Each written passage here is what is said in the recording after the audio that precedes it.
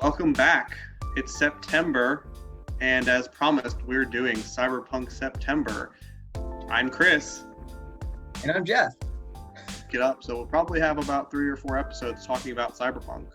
Yes, it is near and dear to our hearts.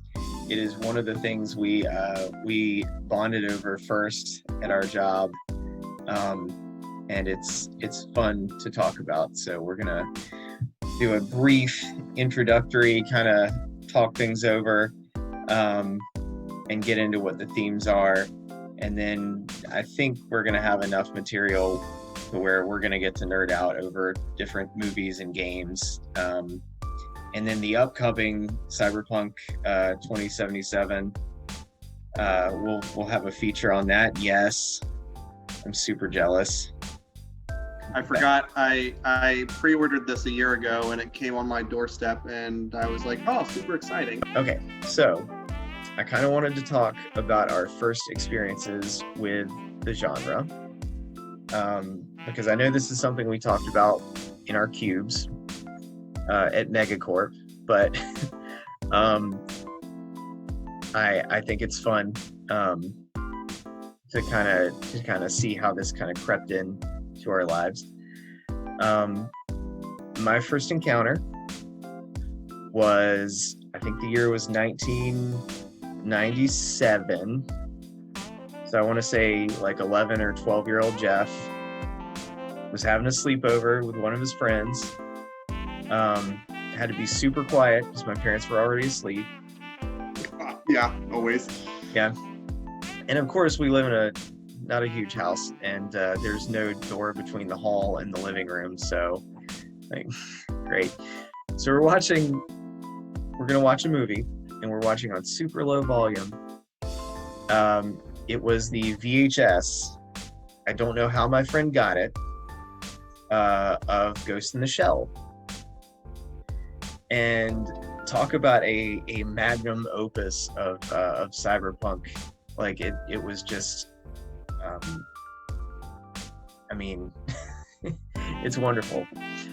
Just these two kids sitting there on the couch, and we start the movie and we watch all the previews, and then the opening scene is just this big like businessman sitting I think he's sitting at a table. I don't know. He's being shady, and he's got this big aquarium, like this big fish tank behind him, and you just see, like in a split second, the fish tank like shatters, and his head just like blows up from where the sniper has just taken him out, and just blown his head literally off. And 11-year-old me is like, okay, I'm not going to recover from this. The protagonist that does that in the first 2 minutes of the movie. So we were in for a wild time, but it really and not to spoil anything, but by the end, when the major merges her consciousness with a rogue AI and becomes a completely new being, I wasn't ready for that, and it took a while for me to appreciate what was going on there. But I'll still say that was one of the craziest first experiences I had with that. Excuse me. The first thing that I can remember for Cyberpunk, I really feel like it's going to it's going to probably sound lame, but it's got to be The Matrix. Like I remember being a teenager, and 1997, I remember when it came out, I believe. And I had to, con my mother to take me to go see it. I just remember sitting down and, some of the special effects where you think aren't really that cool anymore because of they've been done so much, but the cinematography and some of the other things that they did with the camera were just things that you'd never seen before to make this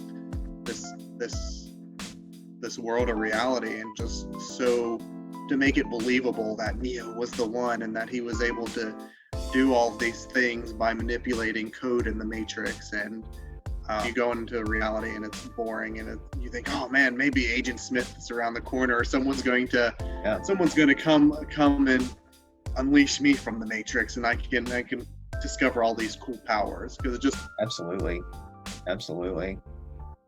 Yeah, it was that was interesting, because it was almost a more uplifting, like the dystopia, I guess, is way more pervasive in that series too. Like, because I mean, just everyone is in this shared dream. the whole like demiurge theory that reality is not what it seems. right.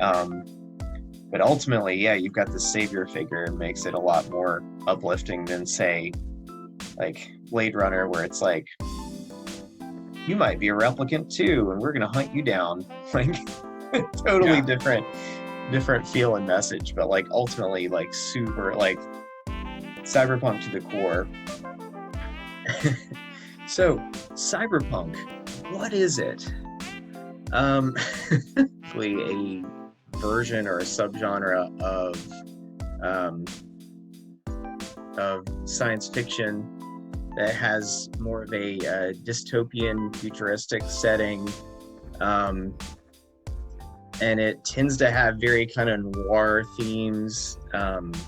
People are no one's ever a very good character. I feel like it's always like kind of shady people, or people who are caught in a life of crime, or trying to walk away from a life of crime.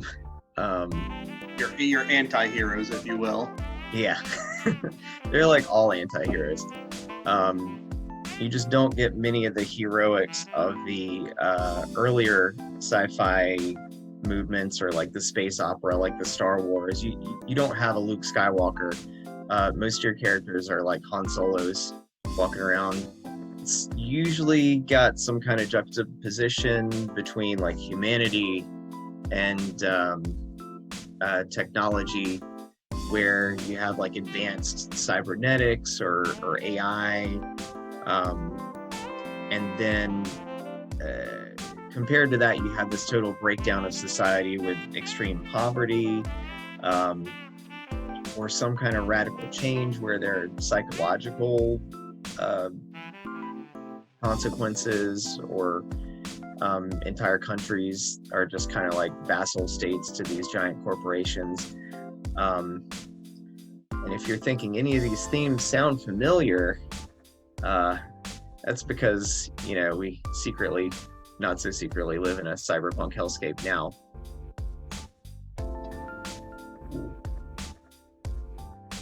That was weird. Still there?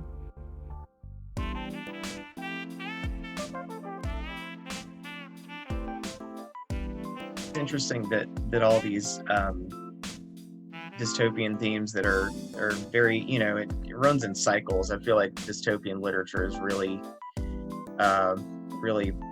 popular, and probably always will be, because these are just problems you keep running into, and issues that people kind of see as happening in the future. But it's kind of weird when you start looking at stuff now and you're like, yep, they called it, like this is happening right now.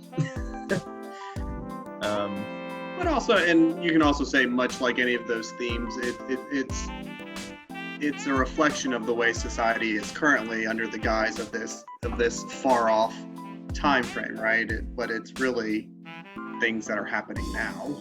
Yeah, totally. Yeah, I think a lot of people grew up like reading I guess more like utopian science fiction, Flash Gordon kind of stuff, and and like I feel like they just, during the 60s and the 70s with new wave science fiction, they kind of started getting into like, what if we took issues with society and started actually like expressing that in sci-fi? And that's nothing new, but I guess, yeah, the reflection of the times, like that's when these themes kind of started emerging. And you got people like Philip K. Dick, who I know is a personal favorite of yours, writing just stuff that you wouldn't have seen 20 or 30 years before, when it was just like, hey Timmy, let's go to Mars and conquer the Martians or something. I don't know. Yeah, like a little bit different than Robert Heinlein, not have spacesuit will travel or Starship Troopers, or like not hard sci-fi, but soft sci-fi where you're tackling societal issues, or Do Androids Dream of Electric Sheep, or Ubik, or Man in the High Castle, all those. Oh man. All those favorites of mine. Yes. Yeah. And I know William Gibson, who I'm going to talk about forever and a day during this and other segments, like he coined the phrase cyberspace when it was in its infancy and was still just being, you just had a very limited, small hacker culture that hadn't really even started yet. But he kind of predicted this giant world we would eventually dive into to do everything to and say, like, that's the novel. Sorry, I didn't mention the novel yet. Neuromancer, William Gibson's 1984 release, was like the one work that kind of took all this stuff that was already happening before, with like Judge Dredd. You had Judge Dredd comics, I think, came out in the late 70s. And you had Akira from like 1982, the manga, not the anime. Then you get Neuromancer in 1984 that kind of like takes all this stuff and just like puts it into this one nicely packaged mess that people still can't wrap their heads around, because the writing is so terse and like it's just got so much going on that it's really like, you read it once and you're like, I think I just need to go back and do that again. Yeah. It really has all the themes. I mean, it has the whole amplifying your body, like getting implants and doing crazy stuff. I guess there's like a character who, she literally has like switchblade hands, which that's cool. Like having like super powered like reflexes, and you paid for it. Like obviously she had to like buy that stuff. And it kind of brings in that whole underworld of, there's extreme poverty. People have to do what they can to survive. So you have all these really crazy criminal activities, or just illegal activities, like trafficking is a huge problem. And then that's juxtaposed with like these super rich people who literally live in space and are crazy because they are so rich that their family has just kind of cloned itself thousands of times, or so it's really interesting to see all of that stuff condensed into one book that kind of just says, yep, here's this genre, you're welcome. From which honestly all this other stuff is derived. Like the upcoming game Cyberpunk 2077 would not exist if Neuromancer hadn't been published. I guess the other defining theme that I really like going back to the internet, which is like I feel like that's the gooey center of all this, is the internet. And the whole idea of being able to like jack in, they called it jacking in. I think that might be the Matrix, that might be a lot of things, but I feel like just this idea of like plugging in and like this electronic world. It's like I mean, the way it's just the way we do it's kind of boring. You're just typing on a screen, but the way it's described in books and all this literature is like, it's like a spirit journey or something. It's like astrally projecting. It's definitely not as cool to experience being on the internet as some of those earlier novels describe it, where you can actually, it's like a virtual reality, if you will. You're just there in spirit, exploring and living a second life. Well, it's kind of, the virtual reality is one of those funny things that it's still waiting for the technology to catch up to the concept. Because I was just we've been watching Mad About You on, in one of the episodes that they just had, they were, experiencing virtual reality, and it's still like, this show came out 25 years ago, and it's not really that much further along than it was when they had it in the show. I tell you what, my first time trying virtual reality, I was so mad. I was 14 at like Six Flags or something, and it was like, yeah, virtual reality booth, and they gave you the headset, and I was like, oh, this is so cool. And all it was basically a port of Duke Nukem. I kid you not, it was Duke Nukem. Well, that was disappointing in and of itself. and mind you, it was an extra charge to play this game, so I'm sure I paid anywhere between $5 or $10 to do this. Yeah. And they put me in that terrible, like 4th level or something, where you're trapped in like a big silo. It's called silo, I think. Right. And it's filling with water, and you have to find your way out. And I couldn't do it anyway in the regular version of the game. Like, I think I had to use a cheat to get past it anyway. But like doing that in virtual reality with this loose, they didn't even adjust the headset for me. They just kind of put it on me. And now I'm still getting kind of mad about it now that I think about it.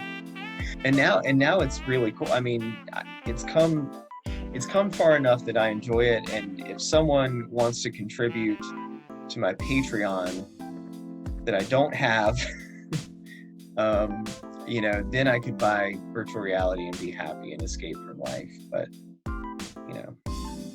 All right. Well, thank you all for joining us while we've ranted about one of our favorite things, and we'll continue to do so. We've got another few segments coming up for Cyberpunk. Next week, we are going to go more in depth with games that embody the cyberpunk style, and a little bit more about the aesthetic and the visuals that are involved. Yeah. Looking forward to talking about that, talking about some games and looks and feels, and stay tuned. Yeah. And we'll probably end up nerding out some more, so be on the lookout for our next episode. Thanks for joining. I'm Chris. And I'm Jeff. Bye.